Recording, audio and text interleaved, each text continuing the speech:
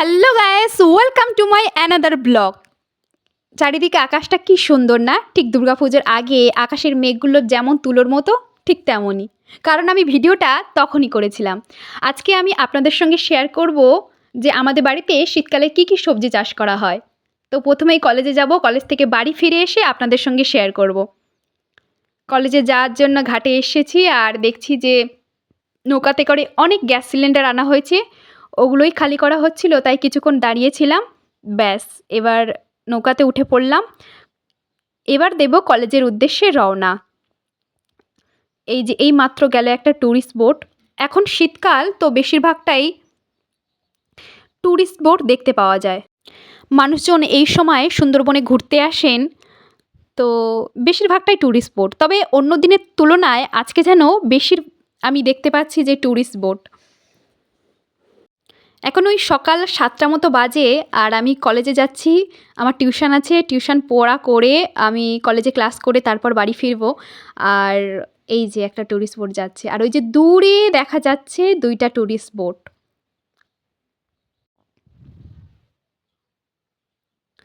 ব্যাস, ঘাটে চলে এসেছি। আর ঘাটে যে নৌকাটা বাঁধা আছে এটা মাছ ধরার নৌকা। আর দূরে যে নৌকাটা যাচ্ছিল না, তার মধ্যেই একটা এক্ষুনি এই ঘাটের সামনে দিয়ে চলে গেল।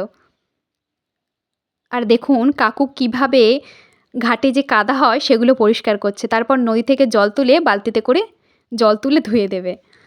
আর এই যে জায়গাটা দেখছেন, এখানে বর্ষাকালে জল জমে থাকে।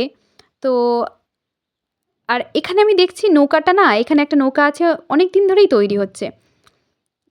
টোটোতে করে কলেজে চলে এসেছি। ক্লাস করা হয়ে গেছে, টিউশন পড়া ছিল, টিউশন পড়েছি। এবার বাড়ি ফিরে যাব। সূর্যটা দেখুন কি সুন্দর লাগছে, আর প্রাকৃতিক সৌন্দর্যটা কি সুন্দর। কথা বলতে বলতে বাড়িতে চলে এসেছি। এই সামনেটা অনেক মূলো শাক চাষ করা হয়েছে। বেশিরভাগটা এখানে টমেটো আর বিভিন্ন ধরনের শাক সবজি, ওলকপি চাষ করা হয়েছে।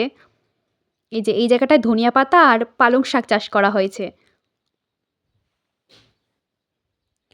ওই সামনেটা চাষ করা হয়েছে বাঁধাকপি আর ফুলকপি। টমেটো গাছগুলো এভাবে বেঁধে দেওয়া হয়েছে যাতে করে গাছগুলো না পড়ে যায়। কি হয় কি, টমেটো হয়ে গেলে গাছগুলো ভারী হয়ে যায় আর তখন হেলে পড়ে যায়। সেইজন্য করে এগুলো বেঁধে দেওয়া হয়েছে। আর এখানে ওলকপি চাষ করা হয়েছে। ওলকপি আমাদের তুলে তুলে মা মাঝে মাঝে মাছ দিয়ে ঝোল করছে। খেতে বেশ ভালো লাগছে। শীতের ১ম ওলকপি তো ভালোই লাগছে। ওই যে সামনেটা থেকে তুলে আ খাওয়া হয়েছে। এই জায়গাটাতে বেশিরভাগটাই ওলকপি চাষ করা হয়েছে। ওলকপি, টমেটোটা বেশি চাষ করা হয়েছে। আর এখানে চাষ করা হয়েছে লাল শাক। সবে সবে চাষ করা হয়েছে তো গাছগুলো এখন অনেক ছোট। আর এই সামনেটা চাষ করা হয়েছিল অনেক শাক, যার বেশিরভাগটাই তুলে আমাদের খাওয়া হয়ে গেছে।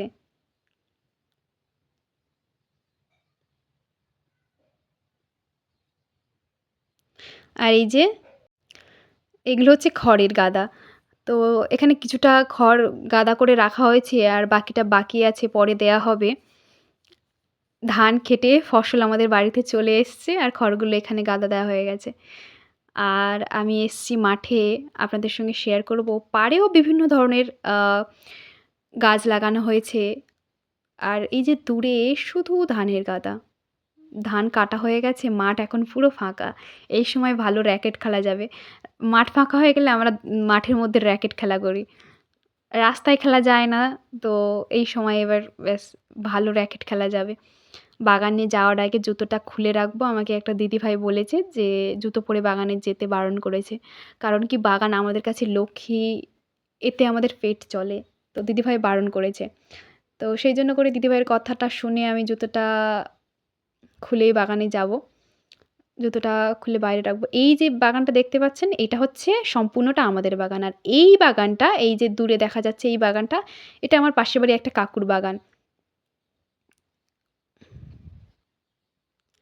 কাকুদের বাড়িতে একটা পাখিও আছে, তার নাম হড়ুয়া।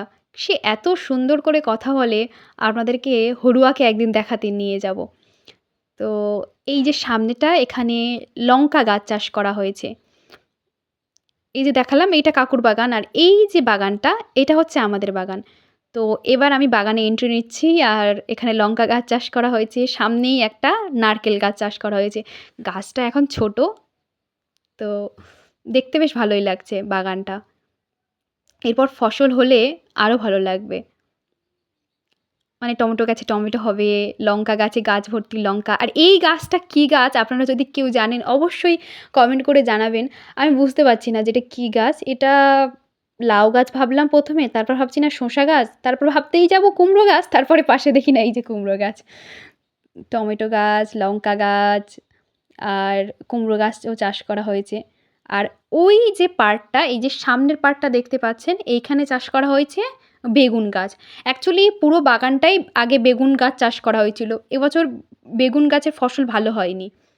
আর আপনাদেরকে শেয়ার করছিলাম এটা আমাদের মন্দির, আর এই জায়গার ভিডিওটা আমি শেয়ার করছিলাম। এখানে বিভিন্ন ধরনের শাকসবজি চাষ করেছে। আর এই যে পাড়, এখানেও সবজি চাষ করা হয়েছে।